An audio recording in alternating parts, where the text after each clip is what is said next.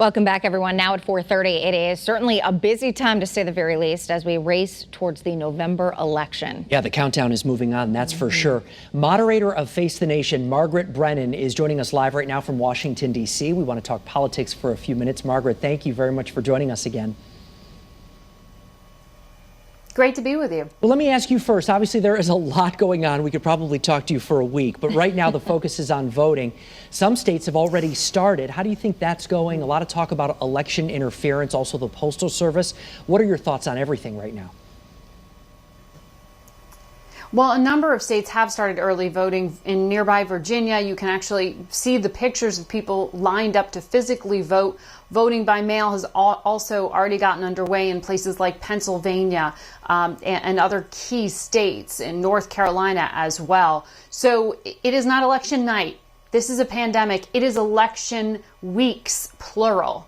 So I do think it's important to sort of prepare the public for what will likely be a drawn-out process of determining who wins the 2020 election. It is unlikely to be clear on November 3rd. Who wins the actual election overall, because remember, it's not just popular votes, it's electoral college weighing in as well. So we want to talk about this and the integrity that you mentioned as part of our preparation, because one of the things that we heard this week from the FBI director, and I have heard this from Intel officials, current and former, they are less worried about votes being changed and election integrity in that sense. They are more concerned about misinformation, suppressing the vote by just discouraging people from showing up or dropping their vote in the mail in the first place. And that's something we want to talk about, because that's incredibly dangerous. Our democracy needs people to vote to continue to function and for the systems to work. And we're going to talk to National Security Advisor Robert O'Brien about just that. The president continues to raise questions about security, even though we are told by his administration that the systems are secure. We'll also talk to Jay Johnson, the former Homeland Security Secretary under President Obama. Margaret, heading back to the COVID-19 situation, in terms of statistics, nearly 200,000 people have died so far in the U.S. A lot of us are wondering, what is the timeline for a vaccine? And we're hearing different things. Health experts are saying early next year. President Trump is saying maybe even before the election takes place. What is the latest on this timeline?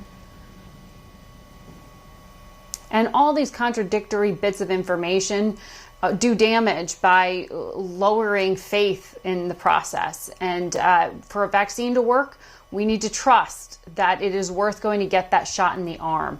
And that is one of the problems here. President Trump today said that there would be enough actual vaccine supply available in April. So he is now starting to acknowledge what his own health officials have already said in public, which is the vast majority of Americans won't have access until 2021.